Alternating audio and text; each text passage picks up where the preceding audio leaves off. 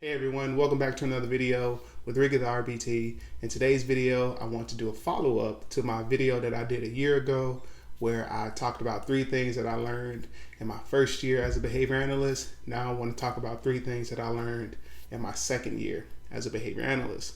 So I know the name of my channel and the name of my Instagram handle is Ricky the RBT, but I am a board certified behavior analyst. I became a behavior analyst in 2021. And so today I'll talk about 3 things that I learned in my second year as a behavior analyst. Let's jump into it. So just like my first video, I want to make this video short, sweet, and to the point. And so I have 3 things that I want to talk about.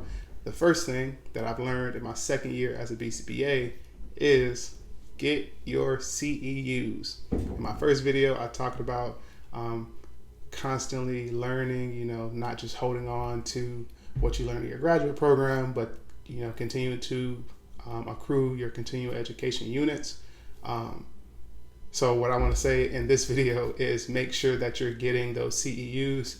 For me, I had got so caught up in the day-to-day grunt work, day-to-day interactions, day-to-day just work in general, and so my CEUs were kind of falling behind me. And while I was still having conversations with other behavior analysts and I was making sure that I was staying in the loop on different things that were happening, I was attending free CEUs and so on, as it crept up to my 2-year anniversary, I guess you could say. And when you get to that 2-year mark, you have to recertify. And so you want to make sure you have all your CEUs. You have to redo your application and you have to pay the recertification fee and everything like that. But I hadn't focused on getting my CEUs, and so I still needed, I think it was maybe like 8 units or something like that, and so I had to crank those things out over a course of time. But again, I was so focused on the work that I was doing, focused on like the changes that were happening, that it kind of just went to the back burner, and so I had to put it on the front end and really bust out the CEUs that I needed. And so I had to go out of my way to find different CEUs and pay for those CEUs, just to make sure that I had all the continuing education units that I needed in order to recertify. But again, I only needed like 8. So it wasn't a situation where I needed all, I believe it's like, I can't think of the number off the top of my head, but I didn't need like a good chunk of those units that you would need to recertify. I needed like 8. So I was able to crank those things out.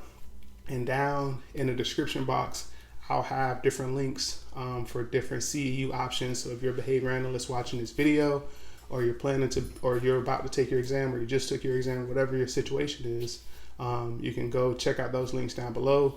You can kind of save those links, copy and paste them, so you can keep them and that's a place where you can go to get your continuing education units. But that is the first thing that I learned in my second year as a BCBA, is make sure that you're getting your CEUs. My plan now is to get 2 a month, right? So I want to do 2 CEUs a month just to make sure that I'm accruing all the CEUs that I need. So when I get to the point when it's time to recertify again, I have everything that I need.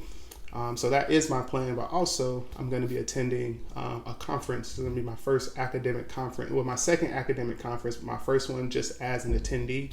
The first one that I attended, I was a presenter, but this is my second in-person. This is in-person conference. So I'm going to be going to a conference this year, 2023, and looking to get pretty much a majority of my CEUs while I'm at that conference. So option A for me was to get 2 a month up until my recertification date. But option B now is go to a conference and try to get them all at one time. Also, again, goes back to continuously learning. I want to, get the experience to collaborate with other behavior analysts and meet people and so on and so forth. But also really sit and listen to presenters and their research and just new things that are happening in the field. So I'm super excited about attending that conference this year and getting those continuing education units. The second thing that I learned in my second year as a behavior analyst is that you are one of your client's biggest advocates.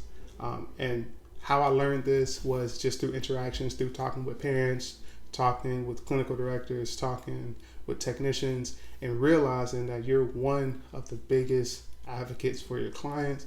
And so your voice matters, right? Remember that, hone in on that, really understand like your voice matters. And so if you're saying something, it's being taken very serious, right? And so if you need certain accommodations, if you need certain things to change, you need certain things to happen, use your voice and make sure that those things are happening for your client, because your voice, your opinion, it matters. I learned that in my second year, just through different situations that I was in, realizing like, hey, me making that decision really put my client on a better path, right? Like I had clients that had been receiving services in one setting for an extremely long time, and so I got onto the case and just realizing like, hey, they've acquired all the skills that they can acquire in this one particular setting. It may be time to transition them to a different setting because the concerns coming from their parents are a lot. That's where they're pertaining to. They're pertaining in this next setting. So let's move services over here, or making changes to how the sessions are structured and so on and so forth. Like just realizing that you're one of your client's biggest advocates, and speaking to your client's other advocates to make sure that you guys are on the same page, to make sure that you're doing everything that you can do and that you will do for your client. So yes, that's the second thing that I learned in my second year as a BCBA, is that I am one of my client's biggest advocates. Last thing that I learned is organization is your best friend, right? I try to be as organized as possible, but being a behavior analyst, you wear so many hats, you're in so many different places, and you go to so many different settings and so on and so forth. Organization is your best friend. And so for me, I do a lot of research on tips, tricks, life skills, so on and so forth. And so something that I'm very adamant about is trying to make sure that I'm as organized as possible. And so I was toying around with different task management softwares, task management websites, and so I landed on one that I use on a consistent basis now, and that is Workflowy, WORKFLOWY. I use that every single day. It is like my digital whiteboard. I've used Trello, I believe the name of it. I've used Trello before, where they have like the different boards and so on. I've tried Notion.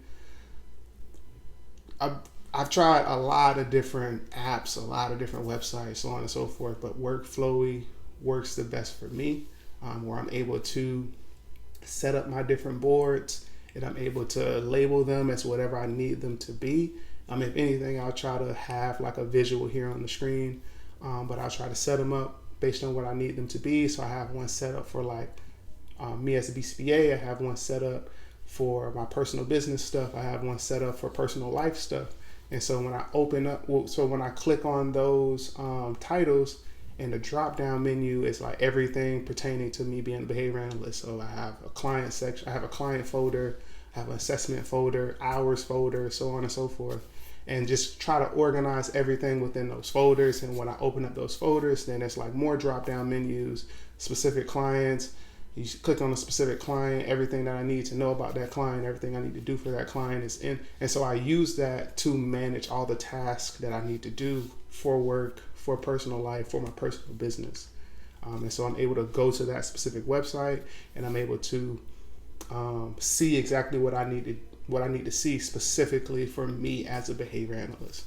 But me finding something like that was super helpful with me just being organized and making sure that I'm able to do everything that I need to do for each specific client, and things just aren't up here, right? I remember I listened to a podcast, and it was like, your head is the worst office space, right? So trying to keep everything up here, it's not going to work out. Well, specifically for me, it doesn't work out when I try to keep it up here. I tell people all the time, if any of my technicians are watching this video, I say it all the time. If I don't write it down, it means nothing to me, right? So if you just tell me something and I don't have a pen or paper somewhere, I'm not able to write it down, it's going to be up here until something else comes about, and then it's gone, right? So I try to make sure I write everything down. But using something like Workflowy, It's a website, so I'm able to access it on my tablet. I'm able to access it on my computer, able to access it on my phone. So at any moment I may be working with a client, I realize like, hey, we need to work on X, Y, and Z. I can go to Workflowy, type it in, and now because it has its own cloud, and so all the devices that have access to my account through Workflowy, they all get the same information. So I can type something on my phone, and then I'll go to my computer, and that same note is still there. So using Workflowy, using Google Drive, those are my two main ones to help me remain organized. If I don't have those, and also my physical notebook, but if I don't have those three things, then I'm kind of lost. So that's the third thing that I learned in my second year as a behavior analyst is organization is your best friend. Trying to organize everything that you have to do for yourself, that you have to do for your clients. Trying to have it in a central location, not trying to have it like all over the place. Trying to have it in a central location so you have access to everything that you need to do, everything that you need to know in one location. You can access it, do whatever you need to do, then move on to whatever your next task may be, whatever the next assignment may be, just trying to keep everything in a central location. So that's the third thing that I learned in my second year as a BCBA. All my second year BCBAs, definitely leave some comments down below. Let me know what you learned in your second year. First year BCBAs, let me know what you learned. Third year, fourth year, 8th year, 10th year, whatever it is, let me know down in the comments what you guys learned at the point that you're at in your career. All right. Oh, my technicians as well. Your first year as a technician, second year, third year, 5th year, 8th year, 10th year as a technician, let me know down in the comments what you learned up until the point that you're at in your career. All right. So if you guys enjoyed this video, definitely leave me a thumbs up. Definitely leave me some comments down below. Till next time, I'm out. Peace.